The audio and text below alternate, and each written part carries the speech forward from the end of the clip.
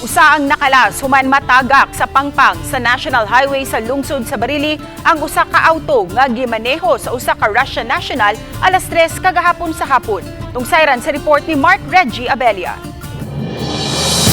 Usang nakalas samtang duhang naangol sa nahitabong aksidente sa sitio Tayong, Barangay Gibuangan, Barili, Cebu, pasado alas 3 sa hapon kagahapon. Dead on arrival ang babaeng sakay nga si Irina Aksenova, 43 anyos, samtang naangol usab sila sa Minsky Yuri Servichek ug Archipov Aksenov George, puros mga Russian nationals. Sa video nga gipost ni Hans Robert Layosa, makita nga maayong pagkapiyapi sa sakyanan human mahagbong sa pangpang nga may gihabugong 200 katiil. Matud ni Police Major Janos Giangan, ang chief sa Barili Police Station, nga gikan nga ligo sa Mualboal ang mga langyaw ug pabalik na unta sila sa Cebu City. May nakita kaming 3 batos ng beer sa sasakyan yung nahulog sa cliff.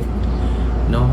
Posible po na yung driver is nakainom sila bago sila nagbiyahe nung hapon na yon. And then yung lugar na yon na pinangyarihan is medyo kurbada yung daan.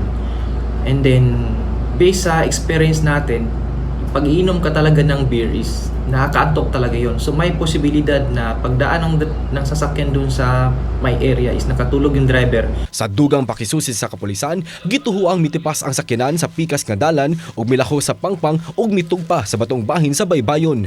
Ang duha ka mga Russian national nga nangaangol sa mong aksidente anaa sa Vicente Soto Memorial Medical Center.